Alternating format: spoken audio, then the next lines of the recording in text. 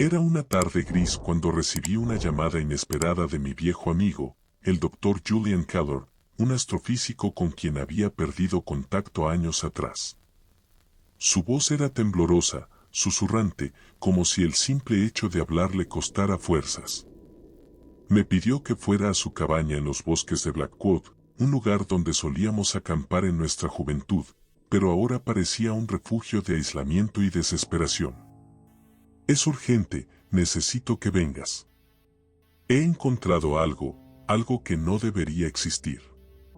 La frase quedó colgada en mi mente mientras conducía hacia Blackwood, donde Keller había pasado los últimos años trabajando en un proyecto secreto.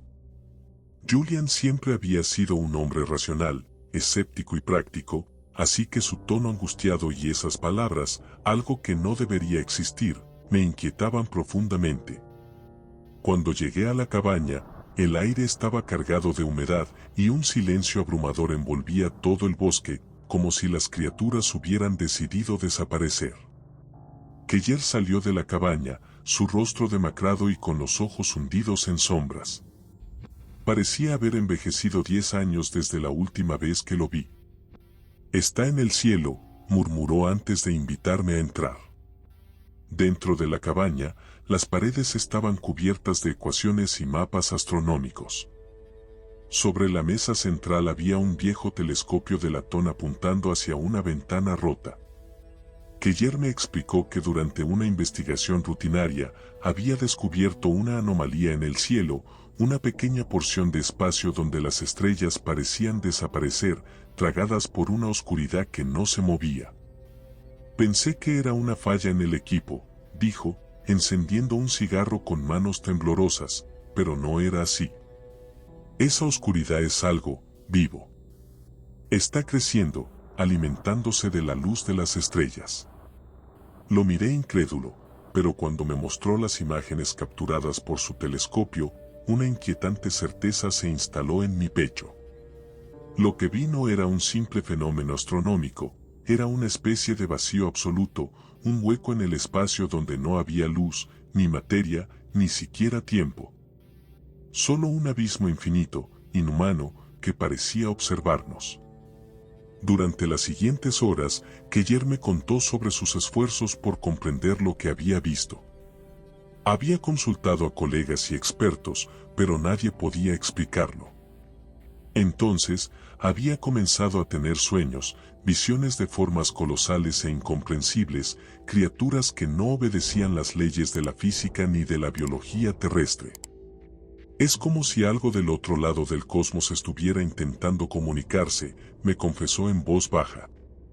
Pero no con palabras, más bien con ideas, conceptos que nuestras mentes no pueden procesar. Una de esas noches, me mostró una bitácora que había comenzado a escribir tras esos sueños. Sus páginas estaban llenas de garabatos ilegibles y palabras sin sentido. Sin embargo, había una frase que aparecía una y otra vez: no estamos solos. Mientras discutíamos la naturaleza de la anomalía, un sonido ensordecedor resonó fuera de la cabaña. Salimos apresuradamente y vimos algo que nunca podré borrar de mi memoria. En lo alto, donde el cielo debería haber estado despejado, la oscuridad había comenzado a expandirse. Era como si la noche se hubiese derramado en pleno día, cubriendo el firmamento con un velo oscuro y palpitante. «Está aquí», dijo Keller con una voz apagada. «Está llegando».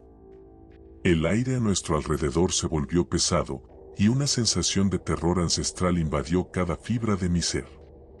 Algo primitivo, una parte enterrada en lo más profundo de mi mente, entendía lo que estaba pasando. No era simplemente una manifestación física. Era una grieta, una apertura hacia algo que no pertenecía a nuestro mundo. Durante los siguientes días, el fenómeno empeoró.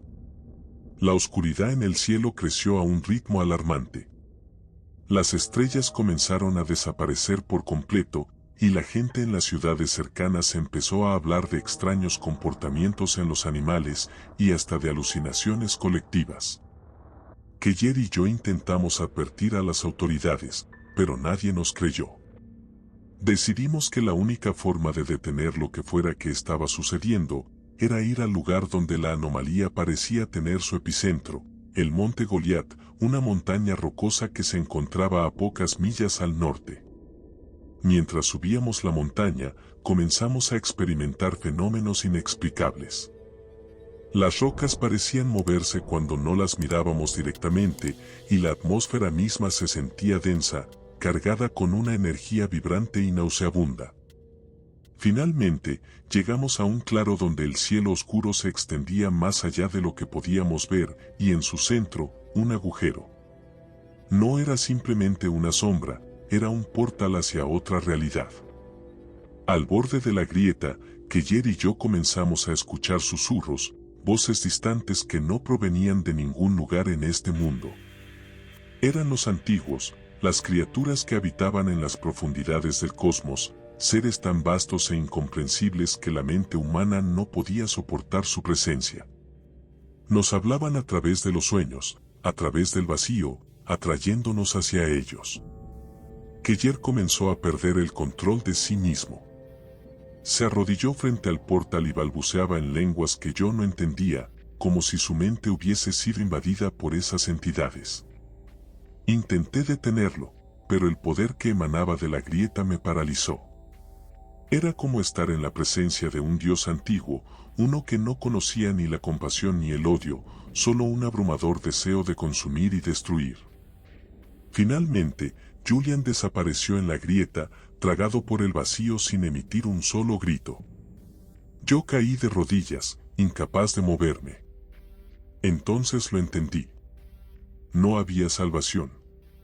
No había escapatoria. La anomalía no era una simple perturbación astronómica, era un umbral hacia un plano de existencia mucho más allá de lo que la humanidad podía comprender. Los antiguos habían despertado, y ahora nos observaban desde el otro lado, listos para reclamar lo que creían suyo. Fui el único en regresar del Monte Goliat, pero no sin consecuencias. Los sueños persisten, y las estrellas siguen desapareciendo una por una. Sé que pronto, muy pronto, esa oscuridad vendrá por mí. Y entonces, el resto del mundo comprenderá lo que Keller y yo descubrimos, que somos insignificantes ante el vasto y aterrador poder del cosmos. Gracias por oír esta historia. Si fue de tu agrado, no olvides dejar un me gusta y suscribirte. También puedes dejar temas para las siguientes historias en los comentarios o contarnos la tuya. Nos vemos en el próximo video, si te atreves.